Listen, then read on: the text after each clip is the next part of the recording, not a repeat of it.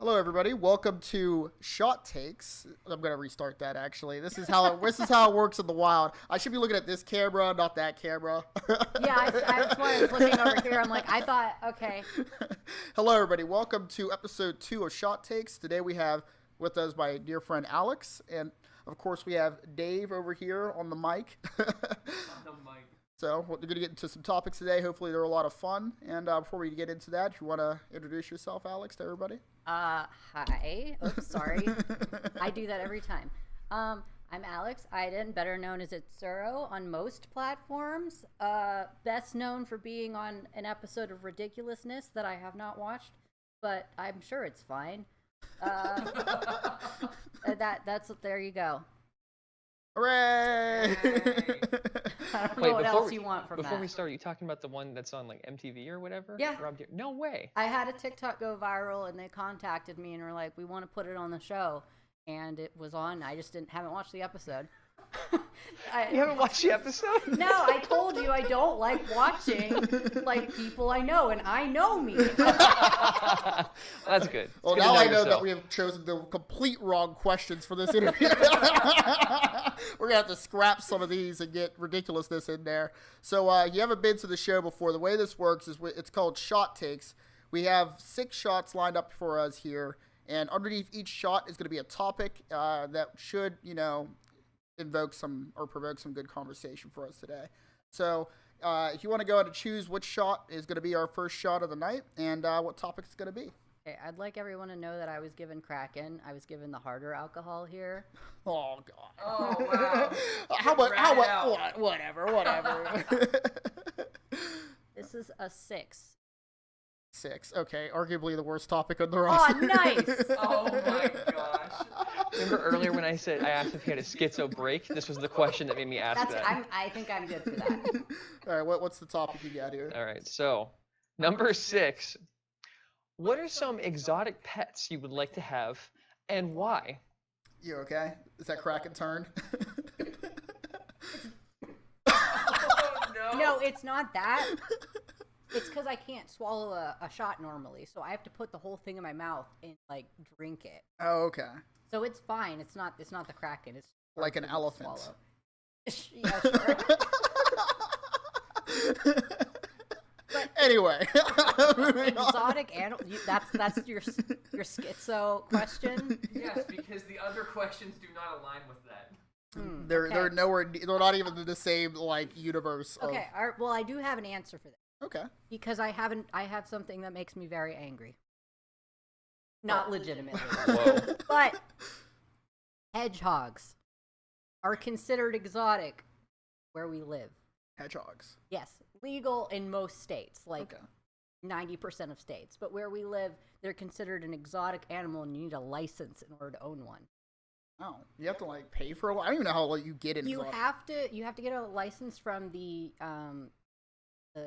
wildlife, whatever it's Wildlife called. Foundation or something. And you have to have at least 5 years experience with hedgehogs in order to be given a license to own a hedgehog. Oh, so it's sort of like the thing where you need to have 8 years experience to work in a computer science field. Yeah. It makes me so upset. I want a hedgehog so bad. I've wanted a hedgehog my entire life, and I can't get one. I've considered literally just driving over the border and being, give me. Because they're legal across every border on us. So every other border lets you have hedgehogs then? Yes. That's pretty cool. But they are not native to our area, so they're worried about them being released. Are they native to North America? Or where are hedgehogs even from? I thought they were an Australian thing. I'm not entirely sure. I don't know all the details of that, but obviously if they're fine everywhere else, they've been, nobody's worried about them in any other state, so they are clearly temperate and fine. But Well, it depends on your native species too. That's why they throw don't everything want off them in out. Pennsylvania. Yeah. That's one thing I didn't really understand about exotic animals too. What's the difference? What makes it an exotic animal? Is it rarity or what? I think it's the wild, the native wildlife. If it's not native to the area, if it can cause problems, if it gets released into the environment, it's considered an exotic animal. Okay, I've been And playing then too much World of obviously Warcraft. there's a huge exotic, black market and and that's what I have to do. I would have to get a hedgehog as well. Why do all the markets have to be black when it's Yeah. like mischievous and you know, potentially illegal? That's fine. But what I have here is I have a little linky doodad underneath the okay. little resource. Dave, if you want to read off what that resource is. Don't be that way.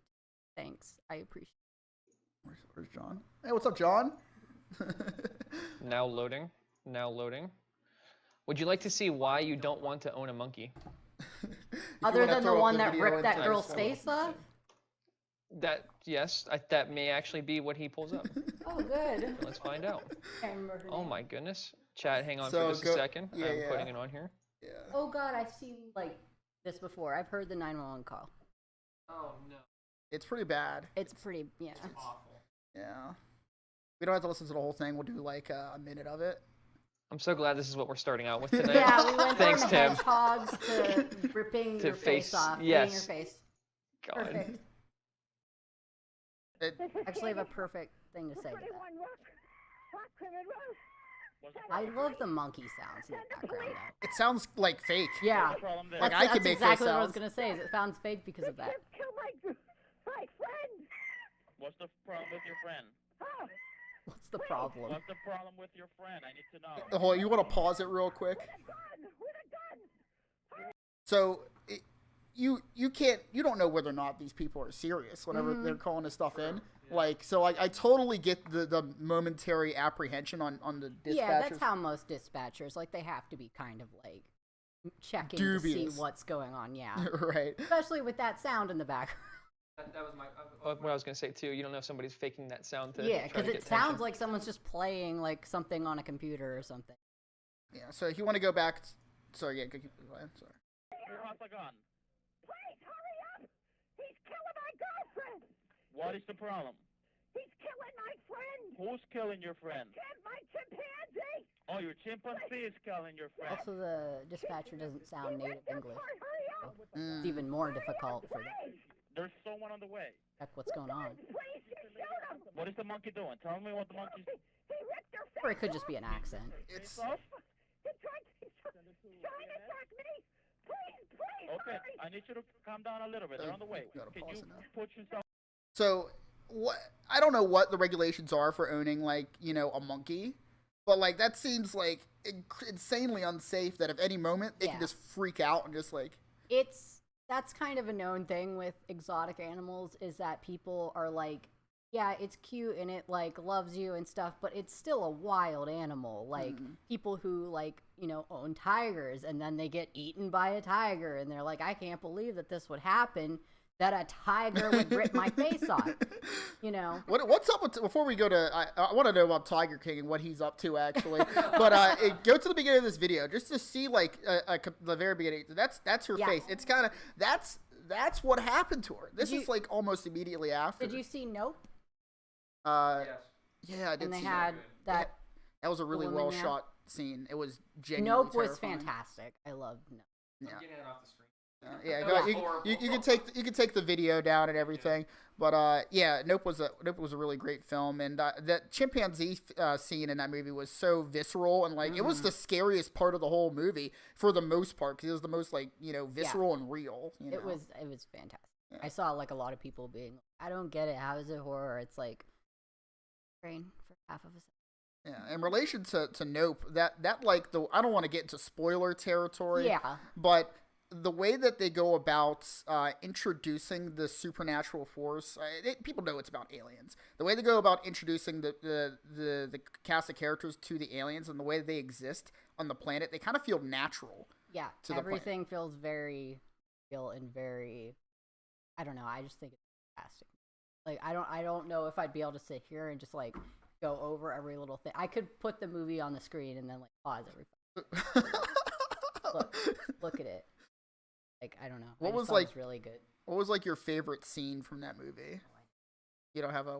Oh no, I don't know. I just like, I can just remember like different shots that I'm just like, that was such an important shot. But I'm like, was it my favorite shot? Like again, I don't want to go into spoilers. That's the thing though, because It's I'm like, tough. I feel like a lot of my favorite shots are spoilers. Like, I don't want to. I mean, what's the rule on this? What's the rule on spoilers for movies? I feel like that movie's like what, 3 or 4 years old now. I mean, like it is like 2 years old. You know what? Let's get into it. Let's talk about Nope. Tune out if you want to watch Nope. Because I think like the part where in the flashback scenes where they have like the shoes standing up, and it's like a lot of people are like, why is the shoe there? Like, what's the point of this? And it's like, if you haven't gone through trauma and stuff, you don't understand how these things stick with you and stuff like that. And I just like, I don't know, I really felt it, and I felt like a lot of people could kind of not take away the same experience that I did from it because of the things that I've dealt with.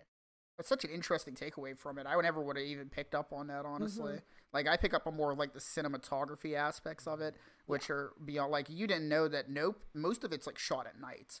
And all the night scenes in that movie were actually shot during physical day.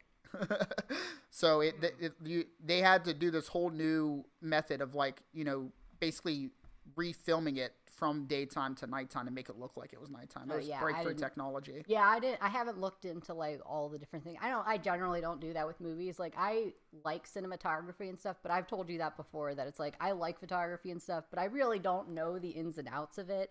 I just know this looks cool, you know. So like it was shot really fantastically, but like I don't know the ins and outs of everything they did. Maybe I'm being dense, but can you explain what you meant by like the nighttime shots with that? So I'm not like an expert by that. They only really experimented and did this movie. So instead of shooting the scenes at nighttime, they would shoot everything at daytime, and then they would put all these layers of like IR over the film, and they would like mess up the settings and make it look like it was day or nighttime in the movie. So that's how they got around it to get that clarity. Like the sky in the whole movie is fake. Like every time you see the sky in the movie, it's fake. It's something that they had physically put in there. It isn't like they're filming on a nice day. Like they manufacture every little element of it to make it seem like it's believable. You know, you can tell that it's like all of his movies, all of Jordan Peele's, like you can tell that there's love and passion put into them, and I really appreciate that because I feel like there's so many movies that it's just like they're just, you know, put out as quickly as possible, and it's like I feel like all of his movies are very carefully done, and like you can tell that he enjoys what. See, I want to say that about all of his movies. I think that they're all creative, but I feel like the movie Us. Oh, I loved Us. You loved Us? I don't know what it was. Us. I'm not like, I didn't like. What did you like about Us? I just found it very interesting. I don't know if it could be partially just like I said with the Nope thing with the shoe, how that like to me might mean something more than someone who hasn't had my experiences. I feel like it's something similar to that it's like something about this thing that lives underground and is like a mimic of you that has, you know, put up with all of this stuff without you knowing and just gets sick of it and takes over and is like, you know what? I'm tired of your bullshit. I want to live a life for once. And I feel like the reveal too of I mean, that movie's a lot older, but still not wanting to get into spoiler territory. You know, the big reveal of it is very just I don't know. I think it shows how human these things are.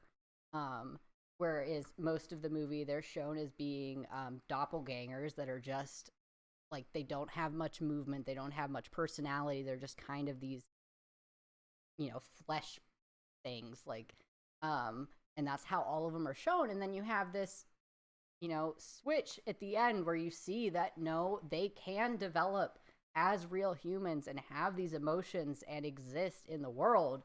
And it's like, I don't know, it's something about the perception of that I really enjoy. I like the idea of monsters being given humanity. Oh, it's a very interesting takeaway. It's very much more in depth of an analysis I would have gave into it. But I mean, that is an interest. I really thought the whole concept for the movie was really cool.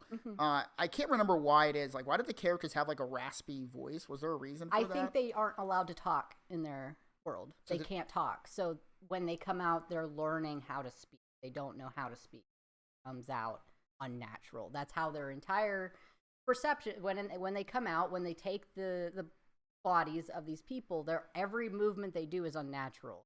Like, you'll see them brushing their hair and it just doesn't look like right. It's like they've never done this before. Same thing with speaking. They've never done this before. And they're and trying to take over and be a person. See, the thing that kind of was the disconnect for me is that they were real people to an extent, not just like a mirror image. They were kind of like their own person. Mm-hmm. I would have liked it better if they were like a demon form of you, because the expectation that there's going to be a doppelganger somewhere underground in PA is not realistic. I mean, I wouldn't say it's realistic, but I think making them more human is part of the story. Because, like I said, they're trying to be human. They're trying to, and again, with the one character, you see how human they can like make overtly evil. Kind of gets rid of the point. Mm-hmm. Okay, that makes sense. So what do we got for the next topic here? So, what exotic animal would you have? A hedgehog. Okay, thank you. Tim, what about you? I was just gonna ask Alex and see what it is. How are you gonna make a question and not answer it yourself? I wasn't expecting to answer it. I just wanted to talk about the Oh monkey. Off the top of your head. Off the top of my head. Are ferrets exotic animal? Not No, really. you can get them anywhere. I want a puma. I just want a big puma? A puma, just like that's like super nice and just like chill. And just, So exactly what I said about the tiger, that you're like, it's not gonna eat my that's face. what I want to. What happened to? What's up with the Tiger King? What's he up to? Oh, okay. And we're looking up the He Tiger in King. prison Sorry, Is let me still? look he up the still Tiger in King. prison? I think so. Oh, no, that's fine. By the way, Tim, if you want like a big cat, you know cats exist, right? Like you can get like a cat. You don't have to have a puma or like a tiger. No, I I want a have a puma cat. because I want to make fun of like, you know, like game laws, because right now there's no like laws against like your cat getting out and going and biting somebody or scratching somebody, right? It's dog laws, right? There's there's nothing you could like, you know, charge them with if your cat gets out and attacks somebody. So what happens if my puma gets out and bites somebody? What are you going to charge me with? They'll kill the puma probably, but like what are you going to charge me with? Nothing. I'm pretty sure that's happened before, where like somebody had like a pet tiger and it like killed somebody and they got in trouble. I know one guy in Oakland, California, that had that happen. What did they get in trouble with? I don't know what the charge is. You want me to look it up instead of Tiger King? I'm going as fast as I can. Sorry, go into whatever thing. John said that they couldn't hear the monkey thing. They saw the closed captions. I fixed that. You did? Okay. Yes. Okay. Thank you, John. All right. What do we got for our next topic? Number 1. You were talking Number 1. about that one, weren't you? Yes. Yes. All right. Cool. Going to number 1.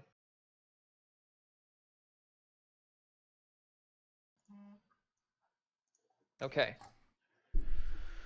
So, number 1. Should children have the ability to change their physical gender, and should there be any sort of regulations on gender changing?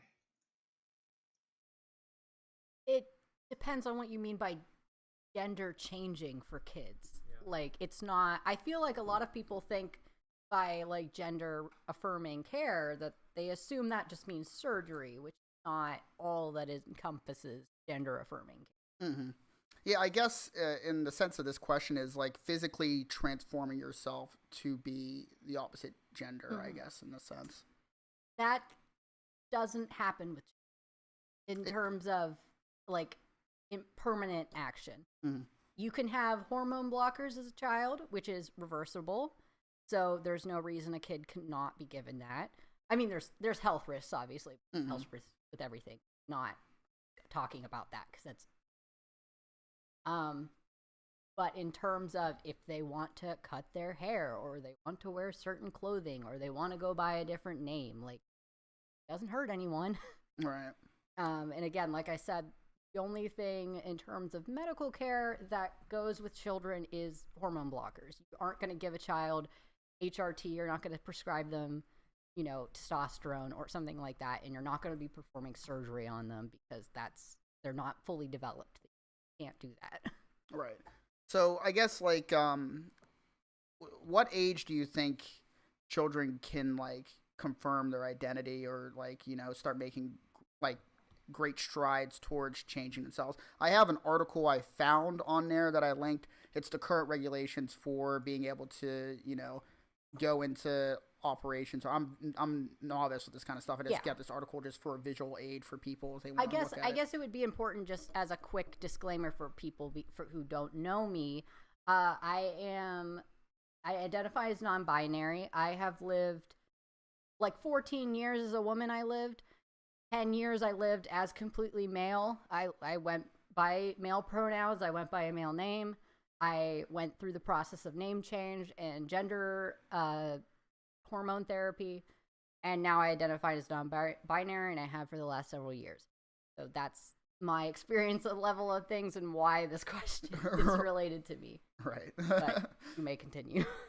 Yeah, I mean, don't take anything we say out of context, I guess, is kind of the point, too. Yeah. This is meant to be, like, you know, a comfortable way to, like, ask questions without feeling like you're going to be, like, you know, persecuted or, like, you know. Yeah, I'm happy to answer people's questions. Mm-hmm. Like, I know that it's kind of considered, you know, I can't think of the word, but you're generally expected not to ask questions to trans people. That is considered offensive by a lot of people. But like, I'm happy to answer questions. The only time that I'm not happy to answer a question is if you're asking me something in order to be a dick. Mm-hmm. Like, if you're legitimately curious and want to know more, I'm happy to answer your questions. If you're just trying to be rude, then that's a different situation.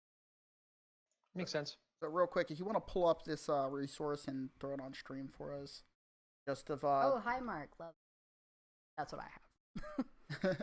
We on stream with everything. Okay, so these are the current regulations with it. Individual has to be greater to or equal to 18 years of age, have the capacity to make fully informed decisions, consent for treatment. The individual cannot be diagnosed with gender dysphoria. Has been diagnosed, not cannot be. Okay, desire to live. What do we got further down here? Active participant recognized. The individual is active participant in a recognized gender identity treatment program and demonstrates all of the following conditions. What is? Have you ever heard of this treatment program before? No, I don't know what that is. But there have been a lot of changes.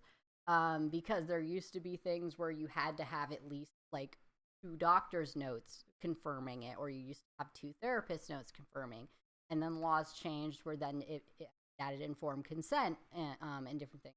That could be something that it also could be a thing related to, since this is from Highmark, mm-hmm. It could be a thing related to coverage for, you know, gender affirming care, which is a different thing than what actually you can get. Because you can get like HRT, for instance, without having your insurance covered. What's HRT? Hormone replacement therapy. So going on testosterone or estrogen. Okay. So I mean, this is a very loose, it's not a comprehensive, like, I'm sure, like, mm-hmm. list. I'm sure there's some other stuff you had to physically go through. This is probably just like bullet points. But did you go through any of these steps in order to like start going through? I had to go to. So when I mean, I had these thoughts and the knowledge of different things very, very young, but I didn't like come out about it until I was like 14, 15. Mm-hmm. And then it wasn't until I was 18 that I qualified for informed consent. So that's when I started going to doctors, which I went through a informed consent clinic. So basically, where we live, there you can go through. Well, this is how it was when I was 18. I don't know what it is now. There were clinics that did informed consent, meaning you did not have to go through multiple doctors and multiple therapists to get write-offs to basically approve you. You just had to read documents and basically say that you understand what this is going to do and you accept, you know, everything, and basically making them not liable if something happens. So at 18, I started doing that, and then when I wanted to get my name changed, I had to have like a doctor's note and a therapist note for that. So then I was seeing a therapist for gender dysphoria and things related to that. So then I had to write me a note and approved everything. My doctor approved everything, and then I went to the courts, had my name changed and my gender marker changed. Okay. So I did go through a long process, and I think that's a thing that a lot of people don't understand, is that they think that you can just walk into a clinic and get your tits removed. Right. And like, that's not how it is. Yeah. Like, to even go anywhere near surgery, like, I'm just talking about hormones and name changes. If you want to get surgery, you need a lot more stuff. Like, it's not like you just walk into a clinic like, I just want to get this done. Do you think that that's like good? Or? I think I want to point out too that on that article we were just looking at too, we kind of missed this, is that this is specifically for breast reconstruction or even augmentation down here. So If you don't mind me asking a little bit, have you You're on lapel? touched? I'm good on lapel. Okay. Yeah. Have you touched any of this stuff at all in your process, Yes, or you have? Okay. I didn't end up going through it. I mean, you can't really see in this shirt, but like everything's natural here. A little pose. Everything's do- natural here too, baby. I do actually get asked that a lot. Like people are, I guess, think my frame is so small that they're like, "There's no, that's not possible." Natural. I haven't done anything. But I did go through the process. I did for a very long time consider getting top surgery done, which is top surgery to remove breasts or to add breasts, depending on what your gender identity is. And so I was looking into it a lot. My hurdle was cost, because it's very hard to get insurances to cover gender affirming care. My insurance at the time required multiple doctor's notes, multiple therapist notes. I couldn't even get my testosterone covered, so I had to go through a separate company that could get it to me cheaper, basically. I ended up having to do shots when I didn't want to, because it's cheaper to do shots than the cream that I was on, because my insurance wouldn't cover it. So that's what stopped me for a long time from getting top surgery. So I had to deal with the pain of what I was going through at that time, knowing that I can't get this because of the cost. And that's what I mean about people don't realize that it's not like you just walk into a clinic and then walk out a dude. Like, it's a long process. But obviously I didn't end up getting it done, which, I mean, I guess I'm thankful for at this point, since I like having these now. So let's get into the regret aspect of it. Do you think 18 is an old enough age to make a decision like doing breast reduction or, you know, like genital removal or anything like that? I mean, I think so, because a lot of my stuff was because of issues regarding like my identity with myself, not just my gender identity, but my stuff stemmed from when I was like, 4 or 5 years old. Like, for somebody who is completely like adamant about where they are, that they've been feeling this since they were 4 years old, and they've been waiting 14 years to get to this, be like, no, you're not allowed to, because 18's too young. But at 18 you can join the military, like, and things like that. You're not too young to do that, but you're too young to decide how you feel about your own body. That's a good point. So I guess like with that in mind, what's the age you really started feeling like you were, not the gender that you were, and why? I mean, I don't know a specific age, because a lot of my memories of childhood are very messed up, but I know I was very, very young when I noticed that there were things off about me. I remember specifically one time where I was at a friend's house, and I remember like sitting in the room crying because we were playing like dress up or something, and I wanted to be I wanted to be like the prince, but I wasn't allowed to be because I was a girl. And I didn't understand that. Like, they had it was, my friends were 2 girls and they had a brother, so the brother was allowed to be a prince, but I wasn't, and I didn't understand that.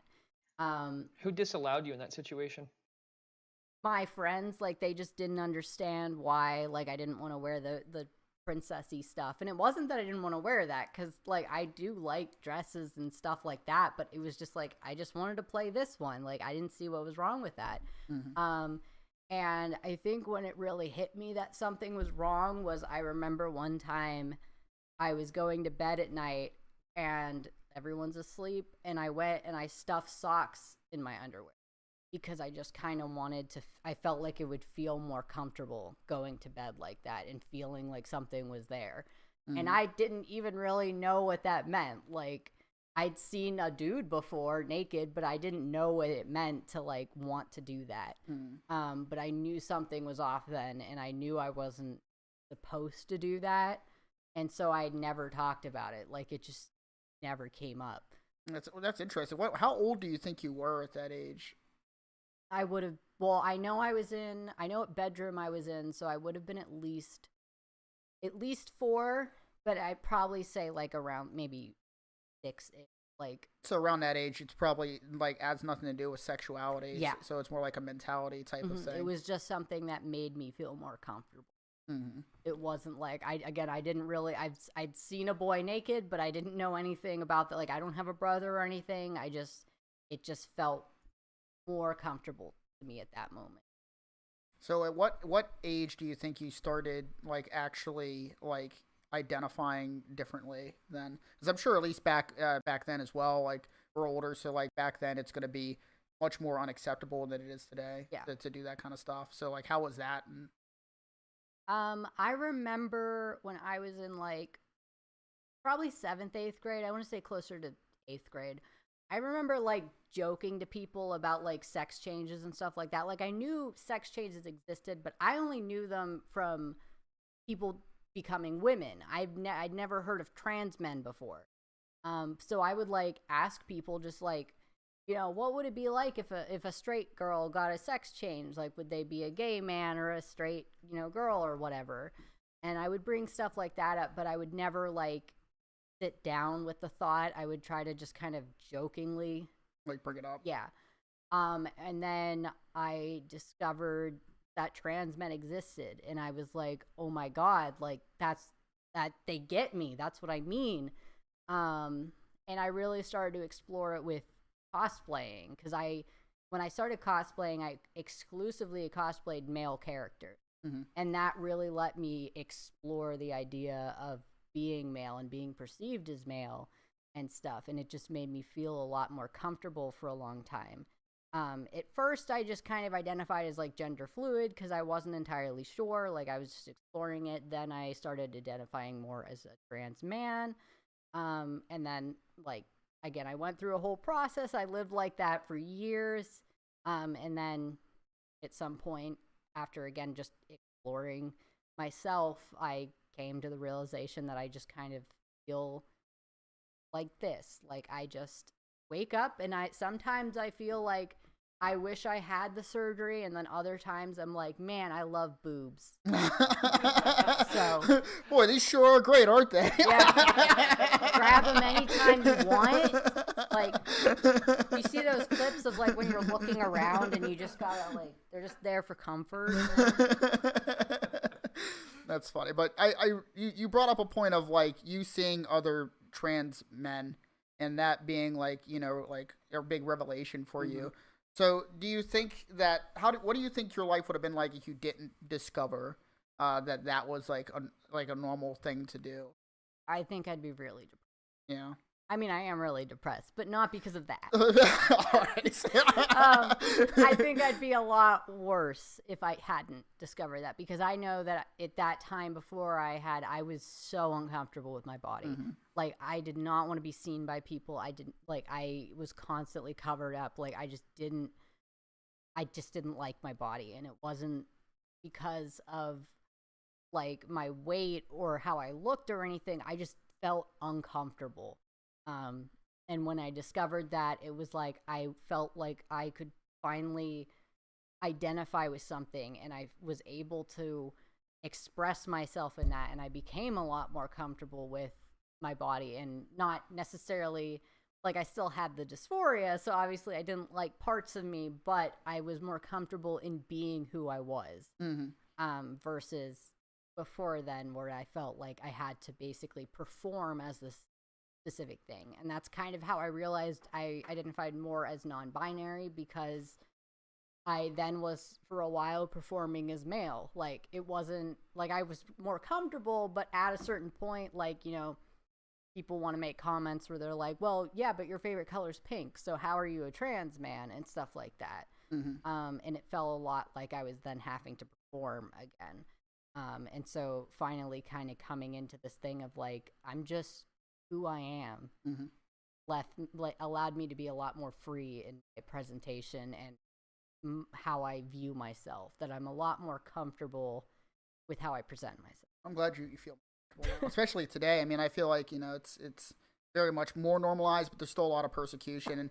And speaking of that, I mean, some people who are on the more conservative side of things, they would be worried about that overexposure to trans populations, to their kids and stuff like that, and that potentially developing them in a way that might make them more prone to becoming trans or becoming an LGBT other type of thing. What do you think about that kind of stuff? You don't become trans, you don't become gay, you don't become anything. You might realize that that's what you are, but you can't become something you're not. Like I said, with feeling like I was performing, like for those 14 years, like some conservative people might want to say that that's who I am because that's what I was born as, but I was performing that entire time. Like that's not who I felt like I was, and I was uncomfortable and felt like I felt like I was wrong, like something was wrong with me and I couldn't figure out what it was.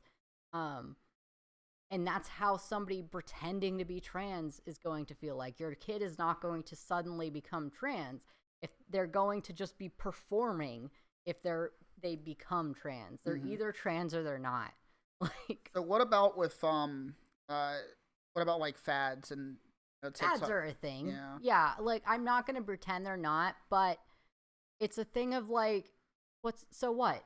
Like, let your kid explore how they are. Again, like I said earlier, it's not like kids are walking into clinics and getting surgery. Right. Like, if that was a thing, obviously, yeah, it would be concerning. But the worst that could happen is you accept your kid, maybe you allow them to go on hormone blockers if they're that serious about it, and then they decide later, I'm not trans. They go off of hormone blockers, and then they continue their life. And all that you did is support them. Like, I don't see what the problem is in that. Yeah, I mean, I feel like the religious aspect of it is like clearly like being trans or LGBT or whatever in that sense is not something that those values, and parents might ostracize their kids or their offspring because of factors like that, which sucks, but like that's part of the religion, and in their eyes they feel like them forcing them to be a certain way is saving their soul as opposed to their life. Which, I mean, that I have religious bias and stuff like that. I mean, there's a couple different things that you bring against that of like, if you identify as Christian specifically, Jesus taught us to love people. He didn't teach us to ostracize. He was a friend of the people. But beyond that, bringing in the religious part, my identity is in part attached to my religious belief. And I see a lot of the things regarding the, that things should be banned because of the religious, that because the Bible says this should be banned, not taking into account that some religions believe that this is acceptable. My religion believes that people I originated as non-binary beings. That doesn't mean that I think that everyone should be non-binary, or if you're not, that you are not in line with my religion. Just that it is a religious aspect in part for me, non-binary. I see. So it's that thing of like, you can't pick and choose which religions should affect the laws and which shouldn't. Well, I guess more from the argumentative standpoint of just parents wanting to be able to raise their children and not letting society raise their children. How do we give parents the ability to raise their children without feeling like they have to meet cultural demands? I mean, I don't know that there is a way to do that, because if you want to live in society, you have to accept that society is going to grow and change. Like, you can choose to be like how the Amish are, where they live in their little communities and they keep themselves separate from society. You can do that if you want, but if you want to live in modern society, you have to accept that modern society is going to change. And it might not be what you want, but I mean, obviously you can, fight for your, what you believe and stuff like that, but you cannot pretend that society doesn't exist unless you want to go into, like I said, like an Amish sect type. All right. So do you think there could be a new modern, like, Amish sect of society then? I mean, I feel like that's like these how holdouts. I feel like that's how a lot of cults form. Is they're like, we're gonna be completely separate and have our beliefs and stuff like that, and then things happen, obviously. Otherwise, I mean, you see how there's things growing with like the anti-vax movement and stuff like that. Like, there are communities that exist that will only follow their values. So they do exist. They just you know, they're not as like as much in a sect of like how Amish people are. Sounds good. So for question number 2, we got, for years, homosexuality was treated with the same mental illness treatment methods as someone with schizophrenia. For many people today, they believe that being transsexual is not the same and is akin to a form of mental illness or body dysmorphia. Is there any truth to this argument? No. Next question. Next question. Moving on. So I want to say, as somebody, I feel like I can specifically attest to this. As somebody who has both gender dysphoria and body dysmorphia, they are two very different things. Because one can be fixed by external methods and one cannot. If you have gender dysphoria and your specific thing, like one of my very specific, my chest would always bother me, that can be fixed. I can have a surgery and then I don't have dysphoria related to my chest anymore. Body dysmorphia is specifically related to how you perceive yourself and that you are incorrectly perceiving your body. So for me, as someone who has gone through having an eating disorder, still is dealing with that, it doesn't matter what I do. It will always be there. When I was at my lowest weight, I still felt like I was too fat, that I needed to lose more. Even though I look back at pictures and I'm like, I look skeletal. Right. Like, I look so small. But when you're in that, when you're dealing with that, it doesn't matter. You just look at a thing and you just Never satisfied. Yeah, you're never satisfied. It's known that with eating disorders that the goalposts constantly move. That you always think, once I reach my goal weight, I'll go back to eating normally. But then your goal weight moves, and it just keeps moving and keeps moving and keeps moving until you end up in the hospital. Whereas with gender dysphoria, it can be fixed or helped, I guess I just not fixed, with external means such as HRT or surgery or different methods, depending on what the person needs, because every trans person is different. Not everyone's going to want surgery. Not everyone's going to want hormone replacement. It depends on the person. But that can be externally fixed just like any other health issue. Versus, again, dysmorphia, which is related to how the brain perceives its body, basically. So, in regards to let me try and collect my thoughts here. I'm getting kind of. Yeah, I've been gone since the first shot. Howdy, what do you put in these shots, man? Hey there, Mike. Welcome to the stream. In regards to getting treatments and such like that, like mental health treatment, do you think that would have helped you as a kid? I mean, I didn't get any mental health treatment when I was a kid, so I know I needed stuff. But I do think being given any treatment whatsoever would have been helpful, but helping me understand what was going on with my thoughts would have helped, because that's part of how my identity has sort of shifted and stuff, is because I've had to learn what's dysphoria, what's dysmorphia, what's, related to how other people perceive me, what's related to how I perceive myself. And having a good mental health professional who actually understands the different inner workings of that would have helped untangle those. And I probably would have understood myself a lot sooner than having to go, 26 years without understanding anything. Now, clearly, there aren't enough health professionals that would specialize in this kind of field. How would we introduce programs like that into schools for kids that there's probably at least one out of every 300 or so kids that has these kind of issues? How do they actually realistically go about getting help, you think? I mean, you have to think that there are in-school counselors. But a lot of times they're kind of just like most teachers. They're underpaid, they're overworked, and they're just kind of there to get you in and out. They're just kind of going to give you a very basic, cursory check, and then make sure you're not going to die or something, and then just send you off. Right. And a lot of times they end up telling parents things that they really shouldn't be telling them, that end up leading to bad situations. So it's not necessarily that, I like, if I wanted to say let's fix counselors, it's like, well, you have to fix the entire school. system. Like we already know that. Right.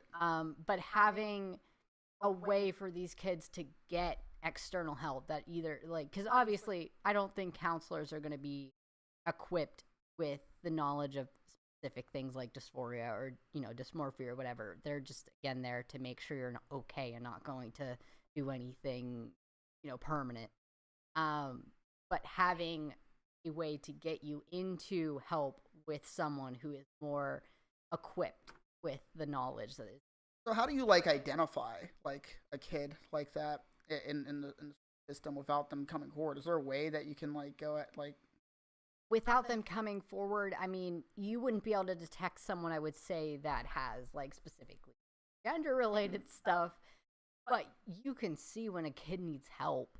I'm guessing like creating like surveys or like some kind of like like census type of situation with the school to like present it to all the kids, like you answer all these questions. Are you feeling any kind of body dysmorphia, or do you feel like you're not the right gender that you're supposed to be, or et cetera, those kind of questions. I mean, for me, I think that would be an acceptable way if I was a kid to like go and say, hey, I could check these blocks, and then I don't have to like kind of expose myself to the rest of the student population that, hey, I'm going and leaving every second period to go speak with the transgender counselor or whatever,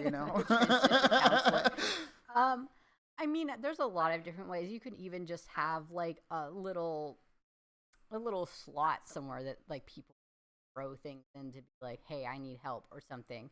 Like there's a lot of small ways you can do things.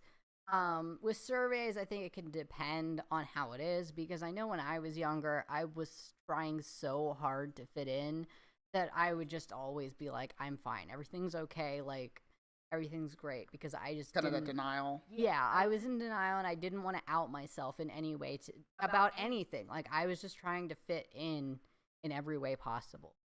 And it's a hard thing when it comes to things like school, because it is a public thing, and that's where you get issues with parents who are like, this person is exposing my child to things that I don't want them to be exposed to. And it's that sort of issue that you have to kind of wrangle with.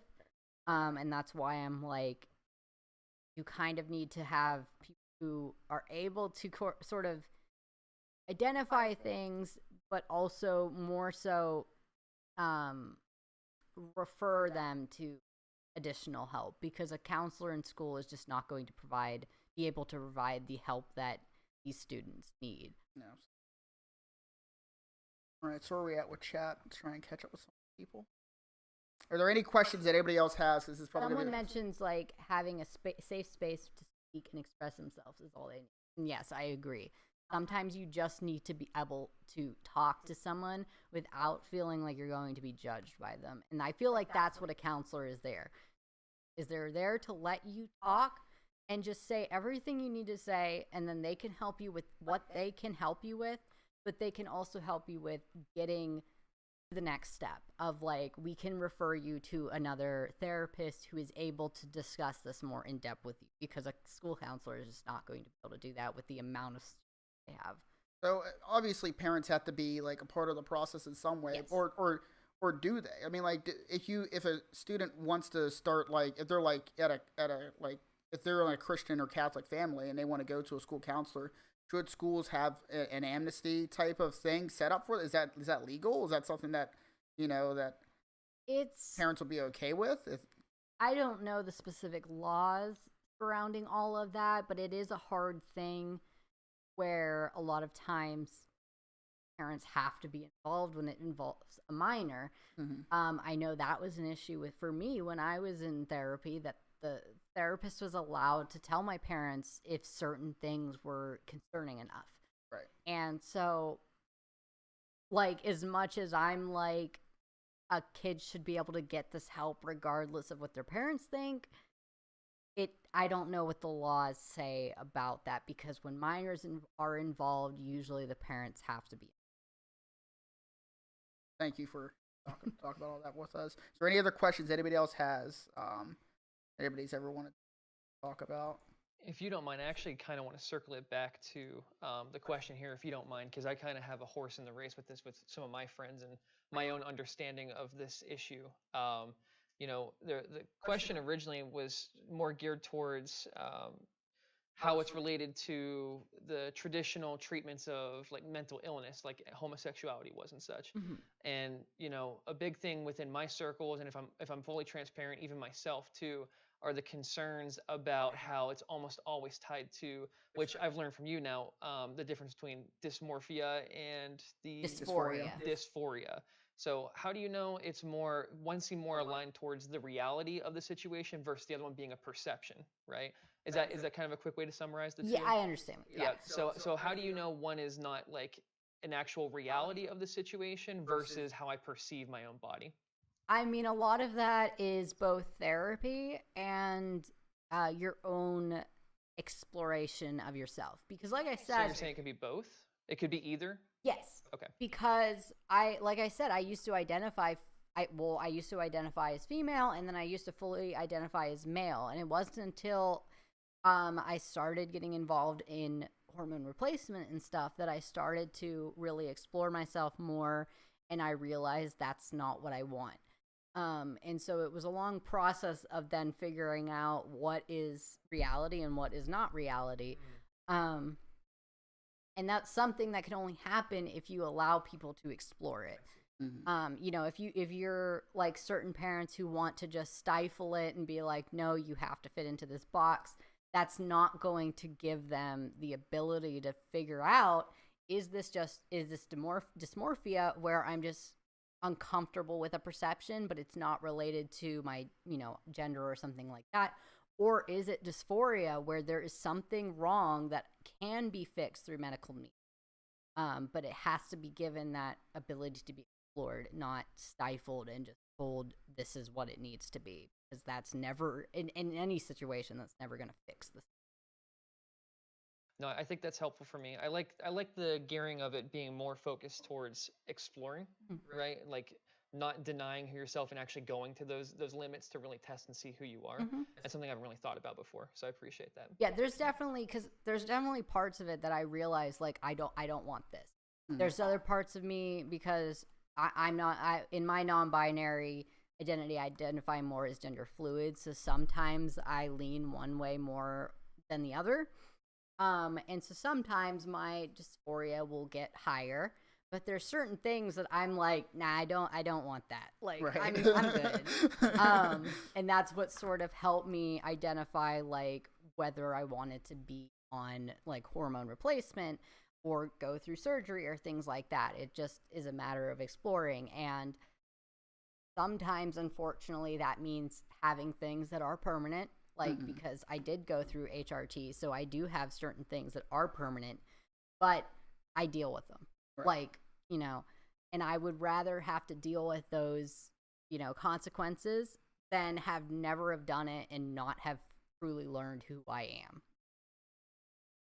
Thank you so much for getting personal with that topic, that subject. I mean, the idea here is, folks, that we're not trying to change everybody's minds. We're just trying to give people perspective from it, and have like a reasonable, rational discussion. I don't feel like we need to alienate or cancel or put somebody else to the side if they don't agree with whatever we're talking about. But I wanted to try and give us a platform here to talk about these topics and get some real answers from somebody that has been through it and understand a little bit more about what I've been through. Pretty much every avenue when it comes to that, except for surgery. But I've gone through wanting this.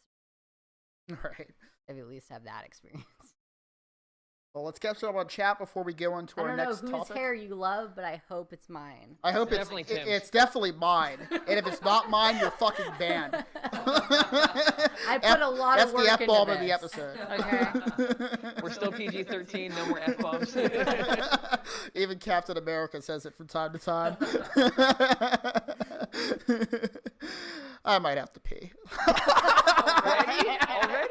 This is the half shot. I've had almost a whole water, and I'm fine. Oh man, that's female do bladder. Chat real though. quick for me. Males cannot hold their piss. I don't know what it is. All right, shot her up. Let's go. What's our next topic? We got 3 topics left. Everybody. 4. There's 3 topics. Oh my goodness. All right, number 4. Let's see what we got. Ooh.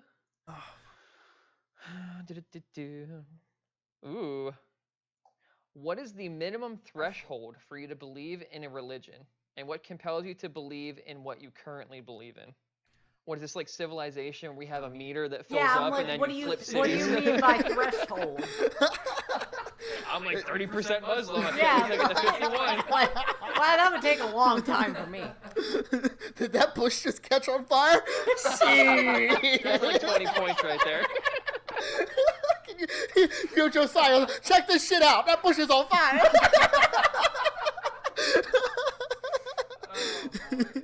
But yeah, so you mentioned briefly that you have a religious preference that signifies that you're a non-binary being in a sense. What is, like, I guess the first part of the question is what should be a minimum threshold for someone to realistically believe in a religion and be able to say, hey, this is what evidence I can point towards, that this is how the universe functions. And then what is that for you? I'm not sure what you mean by threshold, but for me, like, I don't necessarily believe that you have to have evidence for a religion that you. Okay. I think when it comes to evidence, that more so comes into, like, laws and stuff like that. Like, if you want to pass certain things. 51. Like, then you need to bring your evidence in. But if you have a personal religious belief, I don't feel like you need to have to prove it because it's your belief. Okay. It's only when you're trying to, like, force that onto other people, such as with laws or things like that, that then, yeah, you need to have some sort of evidence to back this up. So let's say that Catholicism is right. Mm-hmm. God does exist. It'll be a rough life, but let's say Yeah, he does. my family's Catholic. Yeah, I mean, a lot of people believe in it. I mean, I remember being in college, and, like, I couldn't wrap my mind. I wrote a paper, something was like, most Americans don't believe in religion anymore, Yes. and my teacher, fucking clapped back and said, no, 72% of Americans believe in religion. I'm like, what? Are you serious? Yeah. And I looked it up, and it's true. It's like, how the hell that's even higher in other countries, like English speaking countries. What do you think the threshold should have to be for, like, America to start enacting laws again based off of religion or religious proof to, I don't think any laws should be religion alone. I think laws should be. Well, I guess that's not what I'm getting at. So, like, let's say there is as scientific amount of evidence as you found, like, a T-Rex in the dirt. Let's say we found the actual Ark of the Covenant, and it does this, like, mysterious magical thing every now and then. All right. And this science is can't how the explain- Bible works. I don't know, man. Jesus pops his head out of the ground Yeah. and goes, Exactly. That's what Easter's about. Or let's say with like Jesus, let's say we find an object, that the Vatican has in their little vault that Jesus has touched, and we DNA test it, and we see that there's only one set of chromosomes for it, like one DNA pair, and it actually is one, unless it's like some crazy God chromosome in there. Well, and that's we what can't. Jesus would have. Yeah, he would have God chromosome X. Maybe it's just like all the chromosomes are God chromosome. Anyway, let's say that we DNA test Jesus's blood, and we can see that, there is some truth to the fact that he has only one parent. Is that sufficient enough to, prove that religion without, like, God coming down and smiting people? Is that enough to, like, prove that religion is real? I don't know. Like, I feel like nothing, regardless of the proof of it, no law should be based on religion. I feel like it should be society. Because the original, if you read the Bible, a lot of the Bible is just a list of laws that were practiced back then. That's what they believed in. Mm-hmm. And I mean, that's how society progresses. Like, the Bible is just a list of laws. The Constitution is just a list of laws. Like, that's how it is. So to me, it's like, I don't necessarily believe it should be based on a specific book. Maybe I think things should be based on how society's progressing. Like, not to out myself, but I'm not a constitutionalist, you know.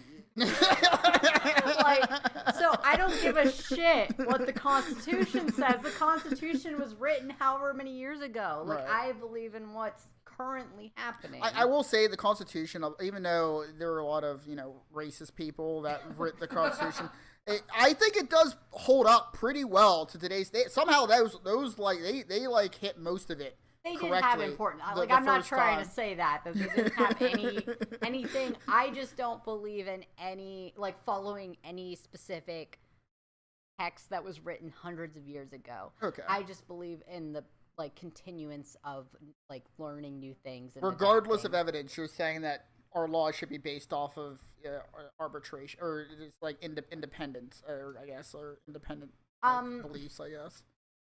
I think you're more saying it should be based on iteration. I don't know what iteration means. So, like you said, it progressed from the 10 Commandments to the Constitution to whatever that the new thing it needs should to continue be. on. That it's not just You're building one on a foundation. thing. Yes. Yes. That it's not just one thing that is accepted forever and that's it. It's like it progresses as society progresses. We learn new things. New things get accepted. New things get found out, and then we base things on that.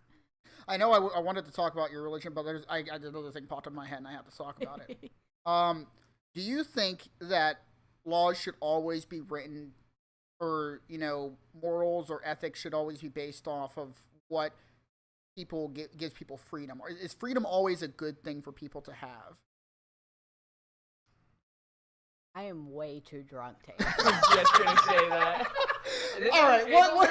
Toasty to be throwing always out there, Tim. All right, Like, you're a little too drunk for an always statement. Yeah, like, I think freedom is important, but, like, am I a libertarian? No. Okay. Like, because I think there's a point that does your freedom infringe on other people? Does your freedom hurt other people? That sort of thing. But do I think you should have individual freedom of your own bodily autonomy and things like that? Yes. But it's dependent on each situation. All right. Well, I guess we'll get into your religious beliefs and why it is you believe and what you believe. Here we go. Yeah, you had to give me, like, how many shots is this for? What a fastball pitch for that one. Jeez. So sorry. My brain just goes all over the place. Like, it's like that Spaceball pinball game when you play on your 1999 computer. Oh my god. I love that pinball. I have re-downloaded it multiple times just to play it. Loved it. Does anybody in the chat remember that pinball game on like Windows 98? Fantastic. Space Cadet, that's what it's called. Yeah. Space Cadet. Except the little bumpers are like, Jesus' blood, and then like Wiccan religion is just like, should people have rights? Bing! I feel like that's pretty much where we're at, to be honest. Oh my god. All right, let's bring it back down. I'm losing my mind. Swing it back to the original question because we didn't touch that at all. What is your he says minimum threshold because he's crazy like me. What is your basic requirement to believe what you believe about religious things? How about this? Matters of faith. What is your minimum floor? Like, this has to happen before I take something as gospel. I mean, I think, like, that's only relevant in terms of non-believers. Like, for people who already believe in something, regardless of what that something is, they don't need to have a specific thing to be like, this is proof. Like, that's what faith is you just have a belief in it. You just trust it. And that's part of how my religion is, which is not necessarily tangible to a lot of other people's. My religion is very, like, it encompasses a lot of different things, a lot of different parts. But, like, if somebody believes in something, like, it's not my business why they believe in that. Like, that's their own thing. That's their own private thing. The only time I care is when it infringes on my rights. Like, I don't care what anybody believes in. If you're Jewish, Muslim, Christian, Buddhist, Taoist, Hinduist, like I don't care. Like you're free to do that. It's only when you try to apply that to what rights I have that I care. That makes sense. Makes sense. The Very American. Yeah, Yeah. the only caveat to that is, and I think a lot of, religious people might have this same argument, is it's like them ignoring other people isn't really in their code of ethics as a religious person, because them ignoring you is basically condemning you to hell or whatever, purgatory or whatever else. That's a good point. So like how does that like relate into the equation then? Fun. I'm very drunk. I do understand that. And a lot of that does depend on your specific religion, because like Christianity on its own does not have that as a caveat, but like evangelicalism does have that as the more people that you save, the higher up you will in heaven. So like Mormons and stuff. Yes, like that's that what I was gonna say. Yeah. Same with Mormons. The more wives you have, the higher up you are in heaven, and that. And Wait, the more wives you have. yeah. What? What Yeah. religion is this? That's Mormonism. What? I gotta get in on Yeah. Mormonism. Mormonism's dope. You like women. What do you mean? I What do was you want thinking like wives? the inverse, Dave. Okay. Yeah, there is a specific thing in Mormonism that is like based on how many wives you have. You have to I think you have to have at least 3 wives to be at the highest level in heaven. I'm not entirely sure. I'm not Mormon. But something I'm like sorry. that. I have my hands full with 1. I think 3 sounds like the other place to me. Wait, Tim, I gotta know. I can't even get one husband. Tim, what does your Mormon heaven look like? My Mormon heaven? Yeah. I don't know. What kind of men are there? I want to make jokes, but like heaven just depresses the shit out of me, dude. It Why? seems. This- What? like, what could you do for the rest of eternity? That's like fun. What could you do? I am Like, I'm bored. Like now. What am I gonna do in a fucking million bajillion years? every single afterlife other than being a ghost depresses me. Want I to be a don't like ghost? any That's other. even worse. in my Because opinion. I just get to exist. Whereas, like, if heaven exists, then it's like I gotta like be involved with other people, and they're there. And like, as well as I have a really big fear of not knowing I'm in heaven. And so, like, living in this thing of like, wow, everything's really great, and not knowing that I'm like dead, and that this is just how I perceive like how great life could be. As well as I have a fear of just dying and there being nothing, and my consciousness cutting out. I'm terrified of that. So being Really? a ghost, I would rather just cut it all out, because I feel like existing for eternity is far more terrifying. Enjoying it, hating it, like is far more terrifying than just being. like, I absolutely agree that like just continuing to exist is terrifying. It's just something, I don't know, something about me whenever I think of just like going to sleep and then that's it. Just, I don't know, it just freaks me out of just like ceasing to not exist in the world and just forgotten about. Mm-hmm. Whereas if I'm a ghost, like, I just get to hang out. Like, I get to do whatever. Turn on the faucet. Yeah. Hit the table. Yeah. My absolute dream is to be like a high-functioning poltergeist and just do whatever I want. Like, that's it. That's my dream. Where like, would afterlife rolling is. quarters on the wooden floor come into your daily routine? Like, Good callback, Tim. I want ghost hunters to come to my house and like be on TV of me just knocking shit over. Like, Be like, that's oh, what I look, I'm want. famous again. Yeah, exactly. Ridiculous. This wasn't the last time. Perfect. Absolutely. I'm sure we're way on to the next topic by now. Yeah, we actually have 8 minutes left. Oh my god. Oh, I mean, like, I don't even know what the There's original. no way. There's something had to go wrong. Yeah, It something's was about, definitely wrong. We were off the rails. Yeah, it was about like the percentage Yes. of what you should be religious. How much does your slider have to go before Yeah. you flip religions in the game of civilization?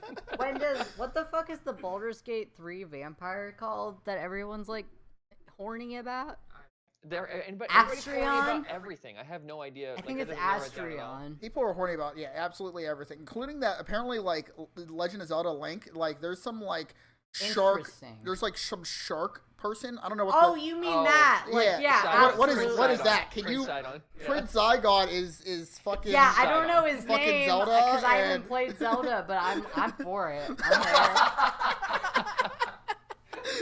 Big shark boy and tiny little twink Link. I'm for it. Oh my god.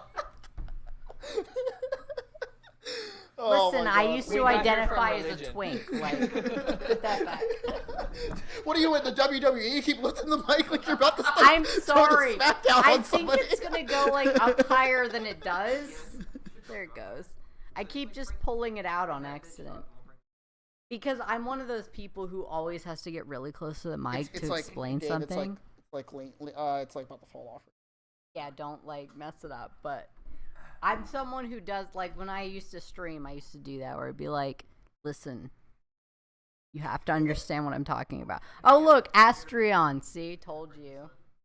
I haven't even played Baldur's Gate. I just know that he's the vampire and that I'm here for him. Hi, hello. I'm here for vampires. Oh, yeah, that's gonna something I move on to didn't that. mention. I don't remember what we were talking about, but I was going to bring it back to cannibalism and how that's a great metaphor for love. All right. And I'm here for it every time. That's not a question. Yeah. Anybody who knows good? me, like really in depth, knows I love cannibalism as a metaphor for love. Love it. Hannibal, here for it. Okay, you can be more There's a detailed. song called "Eat Your Love" or something that came out in the past. I love it. Don't That know song what is- you're talking about, but Yeah, love I'm it. gonna send it to you later. It's real good. Okay. Yeah, it slaps actually. Yeah. So why If is cannibalism a metaphor? Metaphor. Metaphor for love. Why? It's the greatest way to consume someone and take someone completely. Oh. I would argue sex would be the way to do that for most people, but Yeah, you eat your girl out, eat her fully. The whole So thing. you're saying I'm not committed enough. Yes. You gotta commit to the bit. Yes. Kayla will be there for it. Wait, is there a place you start? Do you start at the toes, or do you just go head first? Whatever she wants. This has gone way off the Yeah. rails. Like, all right. Next topic. I'm done talking about religion. This is not off the rails. This is completely me. This is what you get. Look at my F list. Next question. I can hold this out without spilling it. 3. 3. What is lucky number 3? Tim, you did your research on this one. There's like 3 article links, bold highlighted text, Oh, this a is the one. bulleted outline. Yeah, this is Like, the one. what? Yeah, What? this is the. I think I'm pretty excited to talk about this one. This is the one. Apparently, because you you did a research paper on it for me. Okay, number 3. What are the impacts of AI art on society and the creepy side effects of AI? So before you answer, we have something we're gonna get into. Alex, have we're gonna it. get through this. 3 points. We're gonna Alex, get. It's just AR. It's just AR. We're gonna get through this. It's okay. Talk to me as an artist. We have. So there should be a picture. If you can pull that up onto stream. It says, I recently watched a video that talks about generating prompts for AI art. Is this what you want, or do you want me to There go should to be a the picture link? below Just that. go to the link right away? Yeah, you can read Okay. the first part first while you're pulling up the link, though. Okay. I can't chew bubblegum and walk at the same time. You're going to ask me to pull a link while I Yeah. do the... All right, is this on stream? No, I'm not Sorry. that far yet. I'm sorry, I'm pushing you so sorry. hard, Gabe. I'm going to cry. Is anybody hiring a new co-host? Well, while you're doing that, I'm gonna go get another water. Okay. Okay, so here's this picture here. So when you think of like an opposite of something, like you think of a dog, you think of a cat, right? You think of black, you think of white. You know, humans are hardwired to think of opposites of things. AI doesn't really think like that. So with this picture here, what do you think the inverse of this picture would be? The fuck does that mean? I don't know. What is the opposite of this? What would be the opposite of? No, I know what you like mean literally. I'm just like What do I care about what AI thinks about this invertly? It's just an interesting thought process of how AI thinks, because AI intelligence is on the horizon. We're gonna have most of our like logos are gonna be like for small business owners, especially like I just used an AI thing to generate our logo like really quickly just to have something. I'm sure it's gonna be more prevalent in the future. You know, it's like AI is gonna be an integral part of our society in the future. And understanding how it thinks could potentially stop it from creating pitfalls. But the core of the question is, for this, real quick, before we get into the topic, what do you think the inverse of this picture would be? Do you have any kind of... My thought... Yeah, what were your thoughts on what an inverse of this picture would be? Say with the audience, what do you guys think an inverse of this picture would be? I don't give a shit what the inverse of an AI opinion is. Because I don't believe AI should be creating art when it could be, you know, making my McDonald's orders. You're gonna invent AI, and the first job you're gonna take is people who make logos? I know. Like, no, I don't give a shit what the inverse of the AI version of this is. Because I don't think AI should be making... No. He did a 3-bullet point outline and everything. I'm sorry, but if you involve AI when it comes to art, I don't give a shit. Like, that's my opinion. Years of academy training wasted. Just humor me for a second. We'll get to the implications of AI art. So the inverse of this image, Dave, you want to pull up the next image. Sir, yes, sir. That an AI had determined that this image is inverse should be is... What the It's fuck coming. was that? It's coming. It's coming. Can you... Here it comes. There it is. This is what it thinks the inverse of that image. That's what I think I'm gonna look at. Like, in a few years. That's gonna be you. That's gonna be you when you hit your birthday next month. Yeah. If Chance doesn't text me. But this is an image. It's named Lobe because of the associated images with it. That the AI associated with an inverse property of this. So you want to read the lines beneath this picture for us? Can you see it now? I have it showing. Come on, Twitch chat. Don't fail me now. You should be able to see it on Streamlabs. Come on, right? Twitch. I see it on Streamlabs. Yeah. Twitch, I could don't bring fail up. me now. Yeah, I could try to bring it up, bro.